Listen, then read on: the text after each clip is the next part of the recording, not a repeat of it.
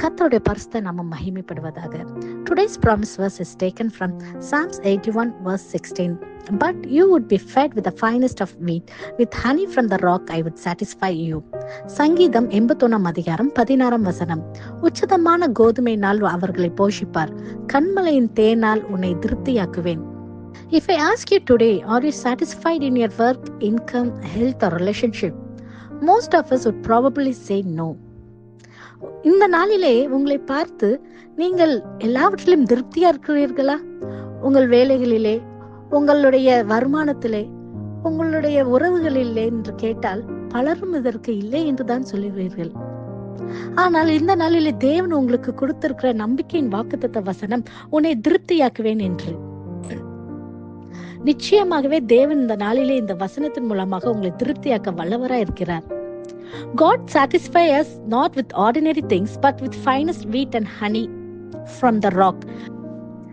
Honey from rock means from unexpected or hard place.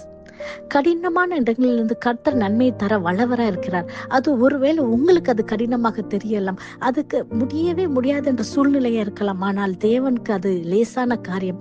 இதை கேட்டுக்கொண்டிருக்கிற பிரியமானவர்களே, உங்க வாழ்க்கையில் இருக்க சூழ்நிலைகள் நிச்சயமாகவே மாறும். வேதத்திலே நாம் பார்க்கிறோம், கண்மலையிலிருந்து தண்ணீரை தந்த தேவன், வனாந்திரத்திலே மன்னாவை பொழிய செய்த தேவன், விதைவின் வீட்டிலே எண்ணெய் குறைப்பட்ட பொழுது கர்த்தர் அதை திருப்தியை நிரப்பின தேவன். இந்த நாளிலே உங்களுடைய சூழ்நிலைகள் எப்படிப்பட்ட சூழ்நிலைகளாக இருந்தாலும், எப்படிப்பட்ட கடினமான பாதையில நீங்கள் நடந்து கொண்டு போயிட்டு இருந்தாலும், தேவன் அந்த காரியத்தை மாற்ற வல்லவராய் இருக்கிறார். உங்களையும் உங்கள் குடும்பத்தையும் திருப்தியா நிரப்பக்கூடிய கிருபைகளை கர்த்தர் இந்த நாளில உங்களுக்கு தரப்போகிறார். கண்மலையான கிறிஸ்துவின் மேல் உங்களுடைய நம்பிக்கையின் அஸ்திபாரத்தை நீங்கள் வைக்கும் பொழுது கண்டிப்பாக தேவன் இந்த வசனத்தின் மூலமாக நம்மை ஆசீர்வதிக்க போகிறார். நாம் கண்களை மூடி ஜெபிப்போமாக. நேசிக்கிற நல்ல கர்த்தாவே, அப்பா, இந்த காலை வேலைக்கு நமக்கு நன்றி செலுத்துகிறோம் தகப்பனே.